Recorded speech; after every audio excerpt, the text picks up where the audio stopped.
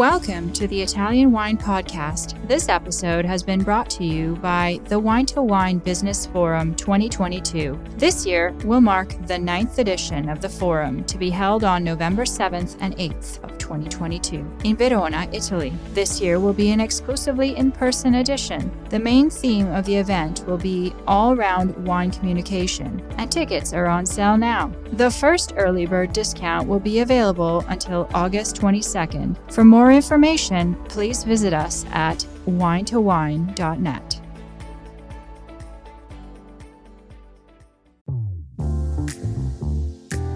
Hello, everybody. My name is Polly Hammond, and you are listening to Uncorked, the Italian wine podcast series about all things marketing and communication. Join me each week for candid conversations with experts from within and beyond the wine world as we explore what it takes to build a profitable business in today's constantly shifting environment. This week, we're joined by Diana Verde Nieto, co-founder and CEO of Positive Luxury. Long before sustainability was a buzzword, Diana and her team began working with luxury organizations to support awareness and improvements in ESG goals. Today, we tap into her 20 years of experience to better understand what is really motivating change, how the luxury market is different, and how consumers and producers alike can balance our pragmatic needs with sustainable choices. Let's get into it.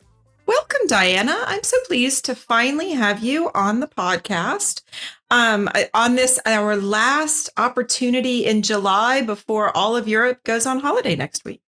Absolutely. Well, thank you very much for having me. It's a real pleasure to actually finally meet you.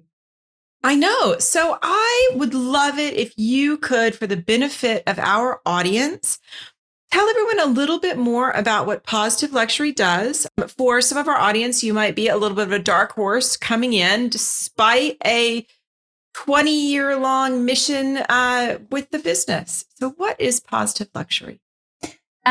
Well, thank you very much for the question. So what we do is we help companies to transition to a new climate economy. And we talk about climate because this is from 2 points of view, so an environmental side and the social side. So climate will affect everything and everyone. So at Positive Luxury, when you kind of join and through the certification process, basically what we do, the first thing we do is we run a diagnostic, an ESG plus diagnostic, so an environmental, social, governance, and innovation assessment. And what we do is we invite a cross-functional team to go into our assessment, which is totally digital, and actually put into the assessment everything that is having regarding sustainability across the organization. Not everything that is actually happening, but everything that you intend to do, but also the things that you might not have.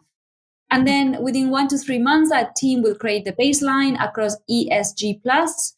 And then is when the hard work starts. So we kind of give you a very concise picture of your business and tell you what the areas that you're lagging, the areas that you're good, and the areas that you're doing really well. And then we help you to actually bridge those gaps. So moving from lagging to good, from good to excellent. And then we look at what is your ESG performance, what is the risk associated with your performance. And then we look at what is material to your business. And that doesn't cost businesses any more money. We do this as part of what we do. And it's not perhaps consulting, but just really guiding the company to really operationalize sustainability, not just basically setting up goals and intentions, but actually really embedded it into the day-to-day operations. And this is where it's really exciting to work with best-in-class organizations that are really committed to actually make a positive impact in the world. For certification programs, you were one of the earliest ones, Positive Luxury, and your work specifically. So I'm curious, obviously now we all are aware of the need, the immediate and profound need for change.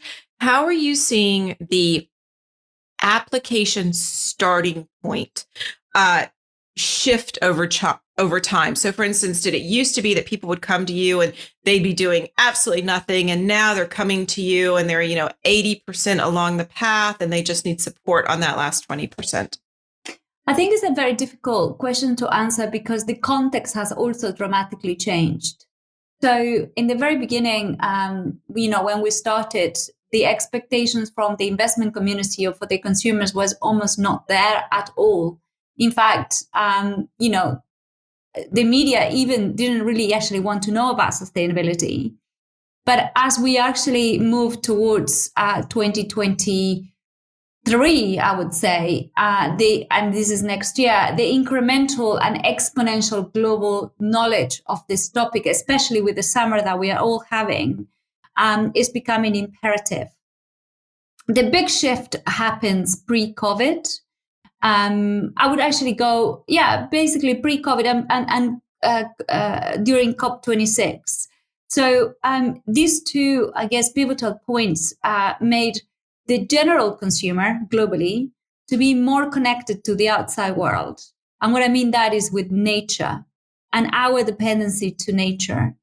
The second point that we also see in COP26 is the fact that the investment community for the first time has created a very thorough measurement called TCFD that enables or will enable every company to be able to be compared against each other. And this actually is going to be absolutely groundbreaking for everybody, as this has been developed and is still kind of a long way to go. But we are hoping that in the next probably 12 months, we actually have some really interesting development from our reporting perspective. So with the investment community on board, the consumers really now engaged and actually being much more mindful about what they buy, why they buy it, do they need it, and their relationship with nature. And at the same time, with businesses internalizing these externalities, it's not yet, but it will be the perfect storm globally very, very soon. Interesting. So what you're describing is the formation of basically benchmarks, unified benchmarks, that instead of you've got, sort of one pocket of measurables or benchmarks in one continent or in one industry. Am I understanding that correctly? That now we're going to have a much more clearly defined unified benchmark that we can all measure ourselves together and against? Absolutely. And the role of Positive Luxury is to incorporate all the different frameworks and create a very thorough melting pot of all the frameworks. So any company, any industry will be able to collect all the data in our platform, will be able to report from our platform, will be able to save the data in our platform, and also create kind of dynamic materiality, double materiality from a climate perspective and from a sustainability standpoint, benchmarking, of course. And this is very this is coming up very, very much rapidly, and it will be mandatory. I think it's 2026, if I'm not mistaken. You and Positive Luxury, you work across luxury sectors. What is it about luxury that is different? How does the framework needed or the goals or the measurements differ between a luxury brand and a non-luxury brand? Well, I like to start with defining luxury. So the traditional definition of luxury is pretty much gone. Which was about opulence and waste and almost not inclusive. There is no room for a wasteful luxury industry or an opulent luxury industry. So we divide luxury into three segments. First and foremost is obviously aspirational luxury, and that is your Chanel's, your Dior's, your Hermes, and then you go into more accessible luxury, which are kind of almost like the rest of the industry. And that kind of applies across the entire luxury industry, whether it's a handbag, whether it's a watch, whether it's a bottle of wine or a bottle of whiskey. And then you have the newcomers, companies like Cecilia Banson, for example, which are new designers, but actually are embodying all the attributes of luxury. And that is design, is craftsmanship, is enable, the longevity of the materials, is about the way that the product is made, is this savoir-faire. And most importantly, is enable the relationship with nature. So in the case of Krug, is nature that talks about when the cycle is done, is nature that says, okay, this is now ready to be drunk. So I guess this delta of time is massively important. It's true that luxury is slower, but it's slower for a reason. And the other attributes of luxury is, on the whole, it's much more mindful in terms of how things are made, and actually preserving that craft. So why luxury is because of all of that. So I personally don't believe there will be room for a fast world, like fast fashion, for example, because raw materials will be so exponentially expensive from an energy perspective, from a water scarcity perspective, for climate change perspective, and from a people's migration perspective, which will make raw materials very expensive.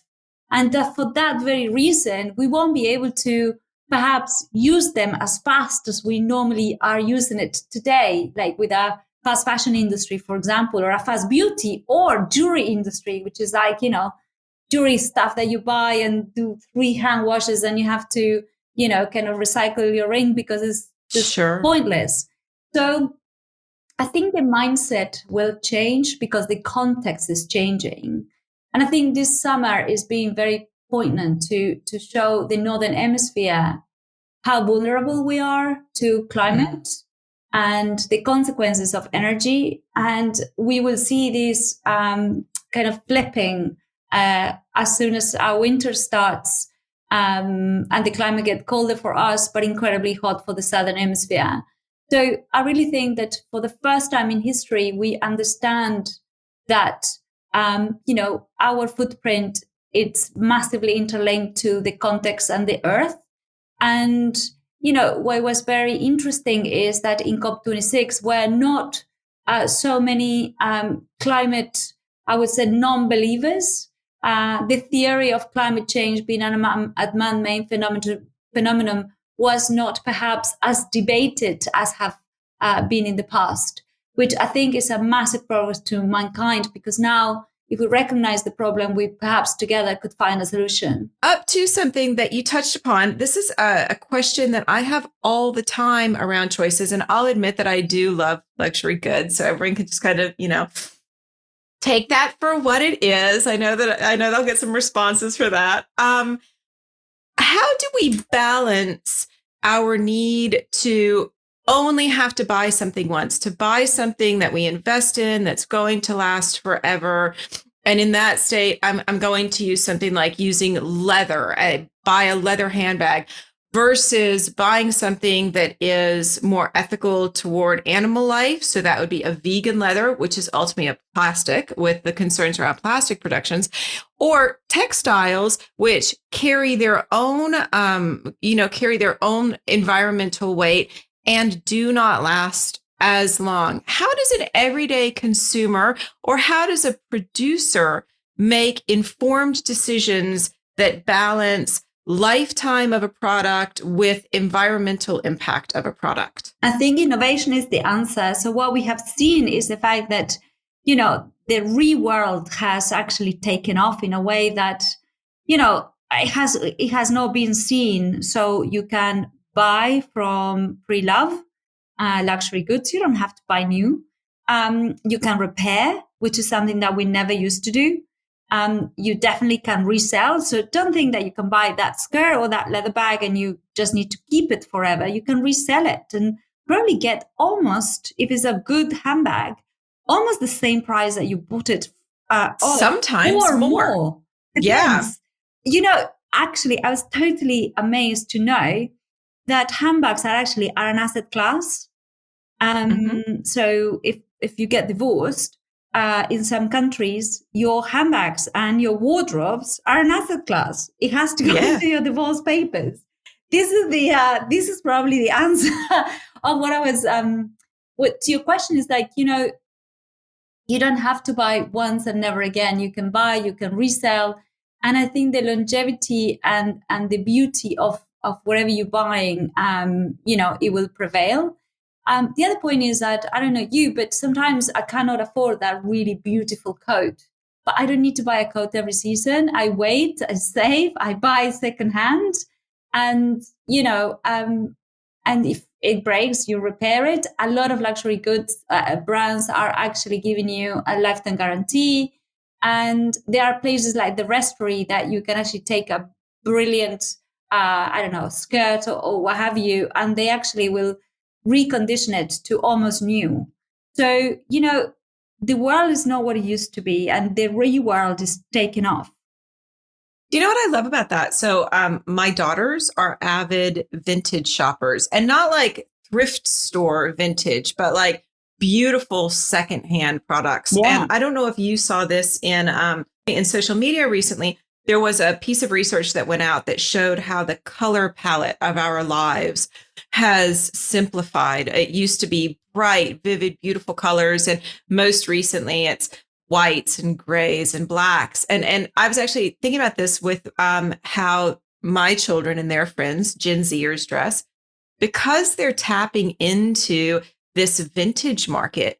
They're actually full of texture and color and, maximalism and beauty. And it is entirely through, as you say, that re-commerce space. And maybe this is where they're giving us as their elders, the ability to, it didn't used to be accepted for a lot of women to shop secondhand, and then definitely not to openly acknowledge that you were shopping secondhand for goods or that you were renting a dress. I love it. Absolutely love it. So freeing, because I guess depends on how much you care, but in terms of, telling the story of what you bought, for me, it's not as important because I'm not a shopper. So what I buy quality. I rather buy quality. And I love the 60s. So sometimes you find those unique pieces that are absolutely beautiful and you can wear over and over again. And there are also amazing brands that do upcycle. So, for example, I have a skirt that is half a Chanel skirt and the other half is this really cool lace. Sounds disgusting, but actually it's really cool. And I bought it again pre-love, and you will not believe it. So I think, and also the fact that I don't like to be like everybody else. I have my own style, for better or for worse. But which is again something now that, thanks to YouTube and the internet and Instagram and this movement, the aesthetic movement, right, where you see all around you people who are choosing to dress historically, dress in almost what's like a character that they've adopted.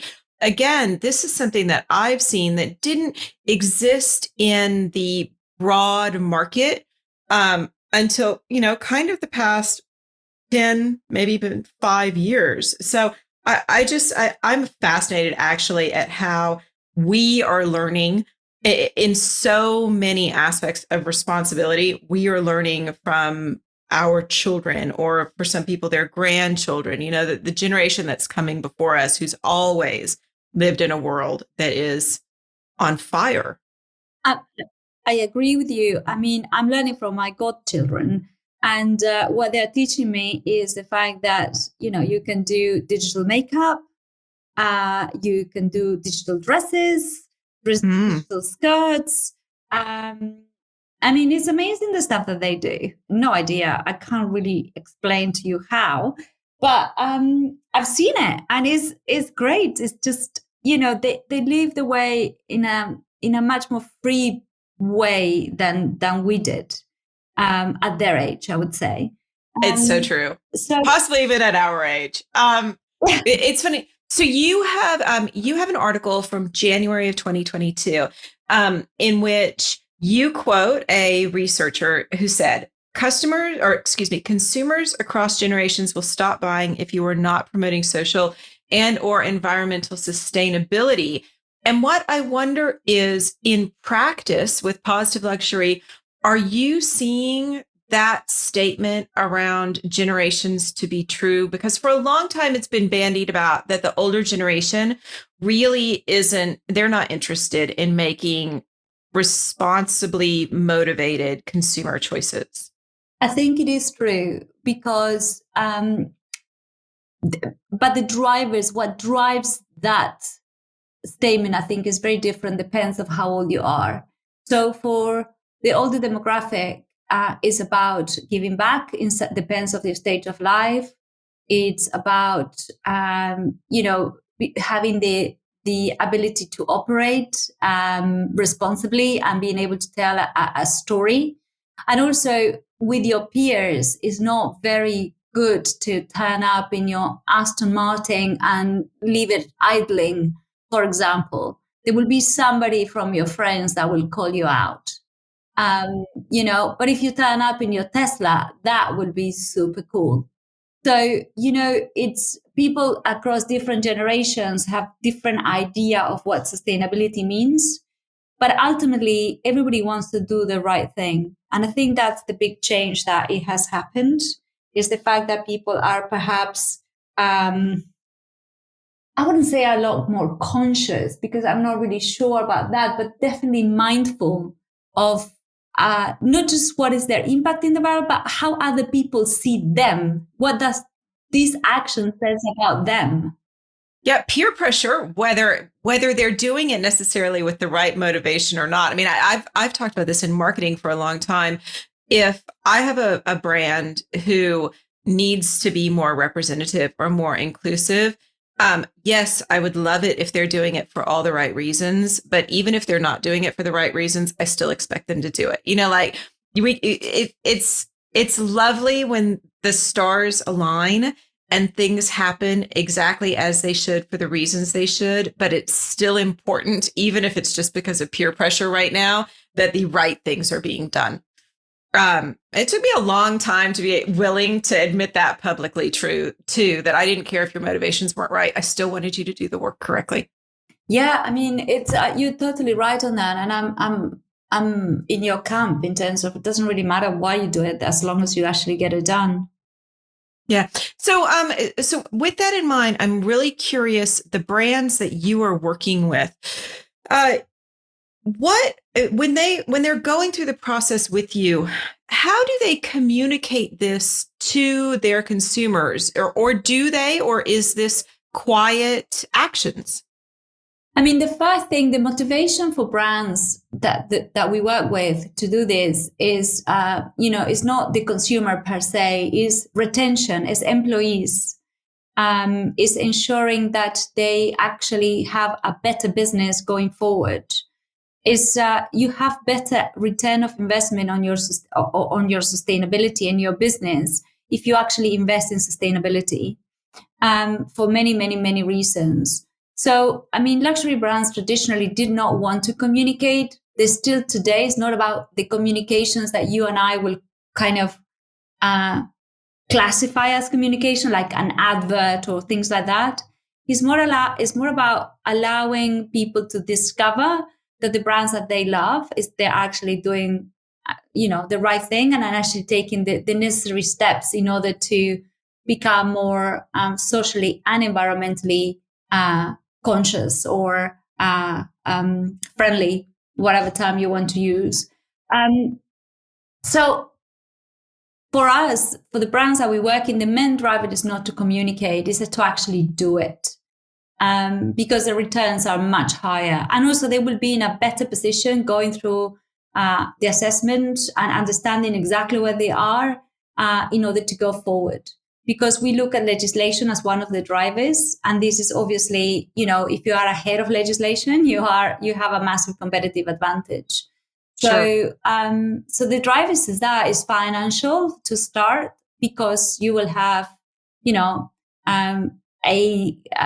forward thinking, what's it called? An advantage. You will be further ahead than other brands that they are just paying lip service.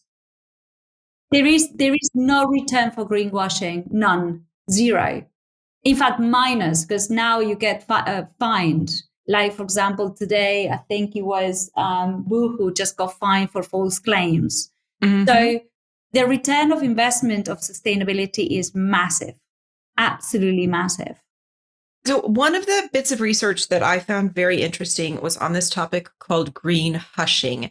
Now, this was specific to the wine industry. And what it was talking about is that there are so many brands who are doing amazing things, big or small, but that their fear of maybe I haven't gotten it done right, maybe I'm not doing enough, someone's going to poke a hole in it, prevents them from communicating that.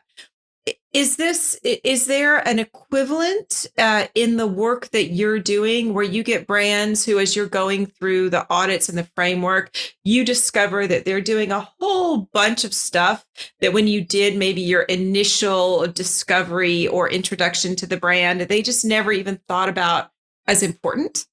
Absolutely. And it's not just wines. I mean, wines, fashion, hotels. People are, because right now everyone talks about sustainability. Everybody is just basically claiming stuff and so on.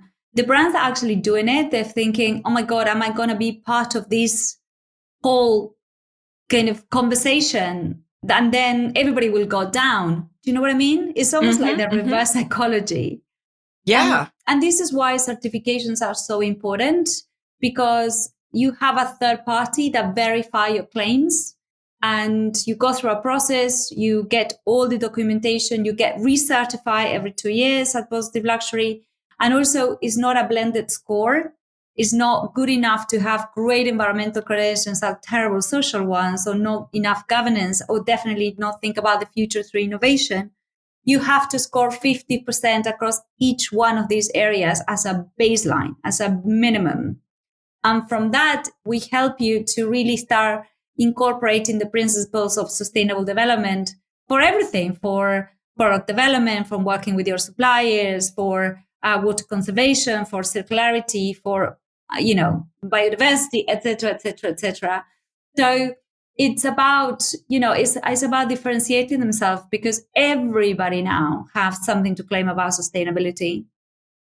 Sure. So in the brands, and especially when we're looking with luxury, there is an assumption, and you correct me if this is wrong, that luxury brands have greater resources than, necessarily a mom and pop brand on the corner. Are you finding that these corporations or independent businesses are hiring roles specifically to address their sustainability actions or needs? Yes and no. Most companies are embedding it, especially the younger businesses. So they're looking for people across every sector or every vertical in the business, marketing, supply chain, procurement, and so on, that actually have a notion of sustainability. So people think sustainability is a vertical in the business, but it's actually a horizontal in the business. It's like technology. Technology used to be a vertical, but now technology is totally horizontal. Technology touches every area of the business, whether it's logistics, whether it's marketing, whether it's supply chains, whether it's everything is touched through technology or digital. And sustainability is exactly the same. You can actually put the two curves like to like, and you can actually see very much similarities. So I think that the younger brands have actually an advantage, because they actually can they can be born with sustainability at the heart of it. The older brands, the disadvantage that they have is that they are very hierarchical, they're global. So they need to re-engineer, re-educate everybody to think about sustainability. And this is why the board is so crucial and so important, to have a really proactive board that actually helps the exec team to really operationalize this and understand how this can actually be part of every single job, and also get remunerations for being more sustainable. So it's not just like, the chief sustainability officer has sustainability as part of his mandate. It's absolutely everybody that has sustainability as part of the mandate. That's interesting to me because I can see how that as a culture shift, right, within a business is predicated upon having a way to communicate, and that's an open-mindedness that certainly gets into much deeper business issues than we're going to go into here. But just if it's the hope and responsibility of people across all points in the business to be able to move forward with sustainability actions, one would assume that there also has to be some method of communicating safely, suggestions, improvements, impediments that they might be seeing. And I absolutely love you. I think you have been much more eloquent than I have been, which is about sustainability is culture, is part of the culture and the DNA of the business. And that should be incorporated as part of the values of the business. But actually, those values is not something that you put in a wall and that's that. You have to live those values.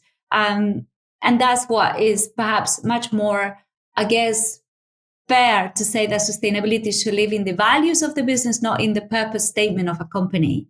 So in that way, you can live it every day, embed it into everything that you do, from the way that you think about diversity, equality, and inclusion, from the way that you buy your raw materials, from the way that you have relationships with your suppliers and what you are expecting from them, from the way that you develop your suppliers in a more conscious way so they can grow with you and they understand your expectations and you help them to grow sustainably their business themselves. So, and that have to be a true partnership and collaborations across every business with their suppliers and the entire ecosystem.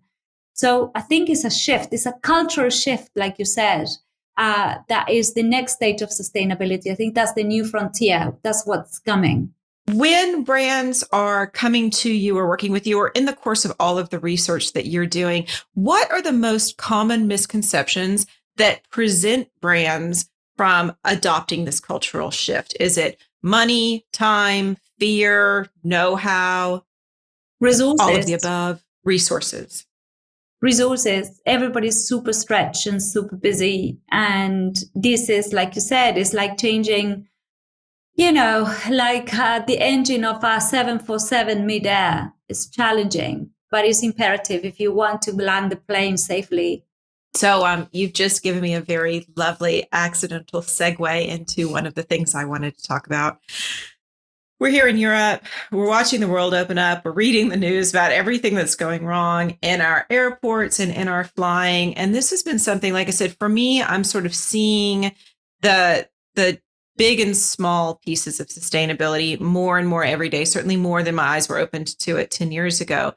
It's a question for me. For me, this always seems to come back down to balance. So if we're looking at something like post-pandemic spending or post-pandemic travel, and happiness factors and mental health, because these can all support one another, but then they all have this enormous detriment. I mean, we know travel is such a consumer, right? How do we as individuals, how do employees, how do brands balance the kind of happiness needs for consumption and experiences with the, we'd all be better if we stayed home a little bit more, turned the air conditioner down a little bit more, bought less stuff, had fewer endorphin rushes? I don't agree with that, because it's very hard to do that over time. And even if you even think about this as forever. So I think travel is not a bad thing, because if you go to Latin America, which is the developing world, or Africa, which is the developing world, and you spend your pounds, your dollars, your euros, and you help to develop those economies, that's not a bad thing. So, yes, okay, the carbon emissions, but the reality is that you can control. Instead of taking 10 suitcases, 10 one. Instead of have 4 stopovers, fly direct. So there's small stuff that you can do as a consumer that even when you go and fly the other side of the world, you can do it more efficiently. And the weight of your suitcase is one of those. And the other thing is, you have to have, like you said, that balance. So instead of taking 10 holidays, you can do 5 holidays abroad, and you can do 5 holidays in your own country. This year, for example, I'm staying the summer in the UK. Why? Because it's beautiful. So why would I want to go anywhere else? I'm going to explore areas that I haven't been. I'm going to go to Scotland. I'm really looking forward to that. And of course, I want to go to my own country, but I will leave that to later on the year, which will be better climate. And instead of taking 2 or 3 flights to see my own family, I will take 1. So I'm not giving you this answer from a sustainability, positive luxury perspective. I'm giving you this answer as a consumer, as a person. This is what I do in order to have a better footprint. I actually really love that was the answer you gave. And it wasn't the one that I was expecting by any means, but like you, I'm an expat. It was always a balance between what were the time, money, carbon costs of being able to see my family. In my case, it was, what do I do about my clients? I've talked about the fact that one of the things that I love about living in Barcelona, I don't have to own a car anymore. I don't have to get on planes and go 25 hours to see my clients. And it didn't start as something that was an active sustainability choice. It started as a lifestyle choice that when I was immersed in it, I was just like, wow, why would I ever go back to all of these other mechanisms that I understand I'm not as happy doing it. It's not as cost effective. It's not as environmentally friendly.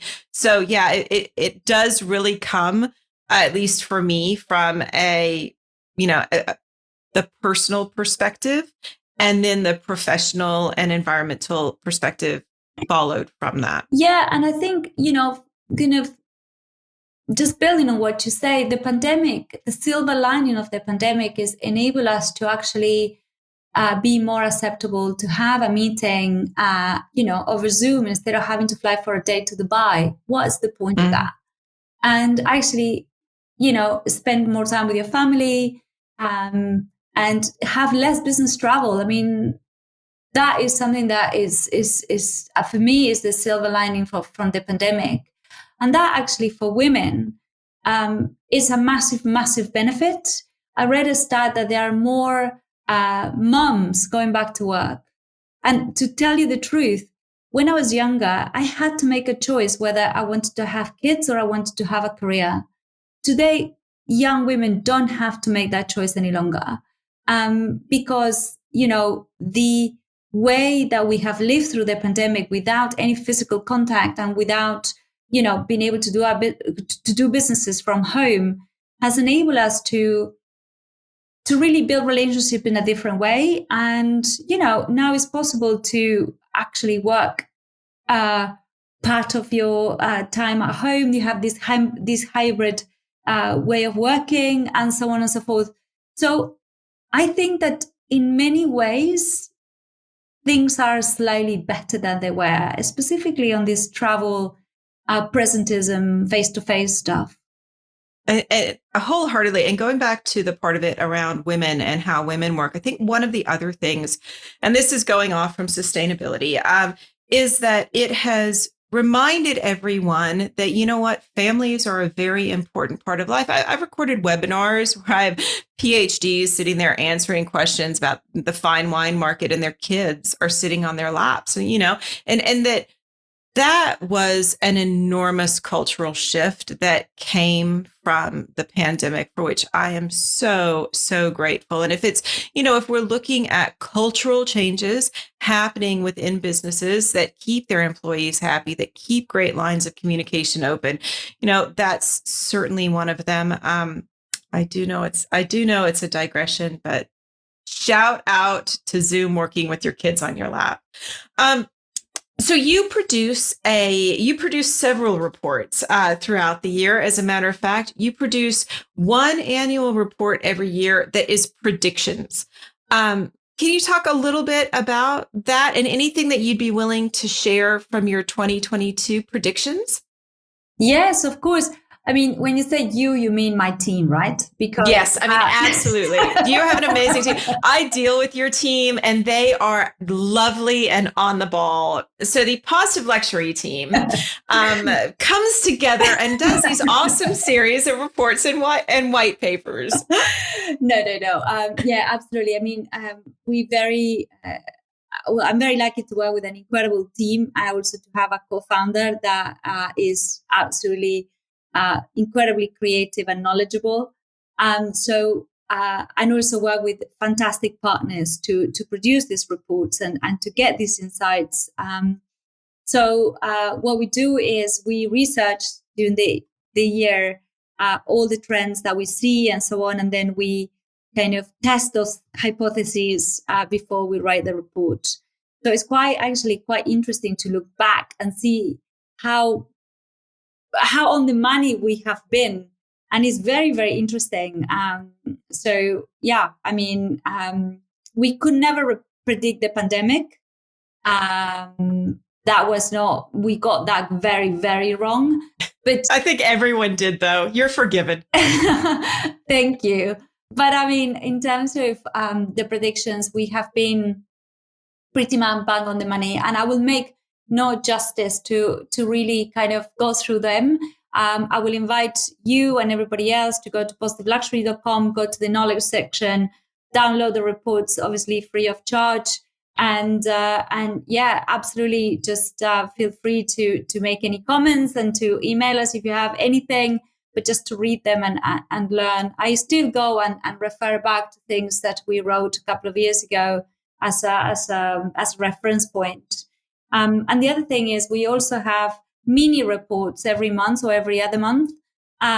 So sign up to the newsletter and just get those. We love spreading knowledge and also working with partners, because this world without collaboration is not much of a fun place. So we really definitely reach out and talk to experts in many different fields and bring that together to all our clients and anybody that actually is interested. Well, so I will say that as a marketing agency dealing with lots of clients, I rely on reports like yours. So I've got your reports all on my computer because they are nuggets, right? We can go in, and instead of me having to go in and do all that research, I can go right in. I can present them to my clients. My clients understand that they're credible, that this isn't me making some kind of arbitrary guess about, when I'm sitting in the room and what I think is going to happen. They're incredibly valuable for us when we're doing things like macro and micro environmental analysis, because we do a heavy focus on all of the external environment. So all the pestle factors, right? Things that you maybe don't know are coming at you, but you need to know about in order to be resilient. And so for businesses and marketers and brand builders listening, that's what I would say the great use to me, because then I have that all of those resources and that knowledge sitting in my head, and I can help all of my clients with that data as well. And I have to say, Polly, I mean, we did remember the webinar that we did? We did. I don't know how long ago. Time is a blur. On wines, just when we launched our wine report. And, just basically talking to you, I was like, oh my God, we need to update this report because, you have also, because you read so much and you have so many other resources, it's like, it's like never ever is a finished product. So the reports, we sometimes go back and update them, because then you find somebody like, you that have a completely different point of view and is so knowledgeable in some areas that we might not be as strong. And you learn. And I think that everybody should be humble to do that, to learn from others. Well, I just interviewed a Darren OMP who's from Australia and the Australian wine industry. And we were talking about the fact that, there are no marketers today working today know professional marketers who didn't start our careers when we were all still watching TV. None of us are experts, and we are all still learning. And I think that, going back to culture, probably the most formative value that I have in Five Forest is, just like my clients, we are always learning because it is always a moving target. No matter how sustainable we are, no matter how good we are at marketing or development or technology, tomorrow there's going to be something new. And that's probably, when I think about resources, one of the hardest resources to come by is the time, and the know-how to access all of that information. So I would encourage anyone who's listening to go into positiveluxury.com and download those. I use those for my own client work. Incredibly valuable. So what's on the horizon for Positive Luxury in, say, the next 6 to 9 months? Do you have anything exciting? Any initiatives coming down the line? Yes, we do. Well, the most exciting one is the fact that finally, after 3 years of pause, or 2.5 years of pause, we are going back to the US and just basically getting the internationalization. Did I say that right? You did. Thanks. Phase started or continue, basically. So that's super, super exciting. We work in our 2023 predictions report, which I find fascinating. We're working onto our new assessment, which will be launched in the beginning of 2023. And that will basically get everybody that level up. So every brand has to be recertified every 2 years to keep them ahead, basically. Sure. So yeah, that's kind of like in the immediate. That's a lot. When do you sleep? Good heavens. My secret is to have a fantastic co-founder called Amy, that she is like, short of a superwoman and or Wonder Woman, whatever is the right way. And I have a fantastic team. So like I said, when you say you, I feel sometimes quite embarrassed because there is so many incredible humans behind Positive Luxury that just basically talking to me doesn't make a justice to the value and the power and the enthusiasm and the knowledge of my team. Excellent. Excellent. I feel the exact same way about mine, and I know yours, so I know that that's true. So for anyone who maybe they don't live in the luxury space, their brand doesn't fit those requirements, they can still go online. They can get the reports. They can read the research. They can follow you on social, where I know that you talk a lot about what you're doing. So is that at Positive Luxury across all channels? That is at Positive Luxury indeed, across all channels. We're super active in LinkedIn. We share about things that we do, but also we share about things that our impact network does, and also that our brands do as well, and colleagues and partners. And also, of course, you can subscribe to our newsletter, and that is super interesting because you receive it every week. And I think that's probably a good summary. That's a good start. Diana, thank you so much for your time. I hope that now on a Friday night, you can put your feet up and enjoy a glass of wine and cuddle with your doggie and have a very lovely air-conditioned weekend in the UK. Absolutely. That is exactly, minus the air conditioning, what I'm going to do. And that's a wrap. Thank you for listening, and a great big thank you to Diana for joining me today. The Italian Wine Podcast is among the leading wine podcasts in the world, and the only one with daily episodes. Tune in each day and discover all our different shows. Be sure to join us next Sunday for another look at the world of wine marketing.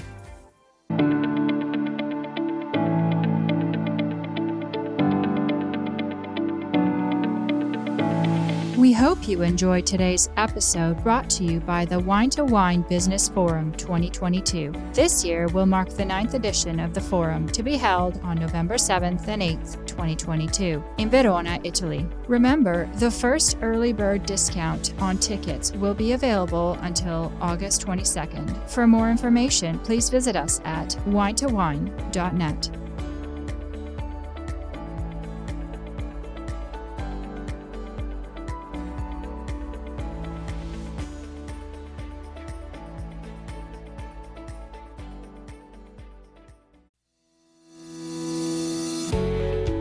guys, I'm Joy Livingston, and I am the producer of the Italian Wine Podcast. Thank you for listening. We are the only wine podcast that has been doing a daily show since the pandemic began. This is a labor of love, and we are committed to bringing you free content every day. Of course, this takes time and effort, not to mention the cost of equipment, production, and editing. We would be grateful for your donations, suggestions, requests, and ideas. For more information on how to get in touch, go to ItalianWinePodcast.com.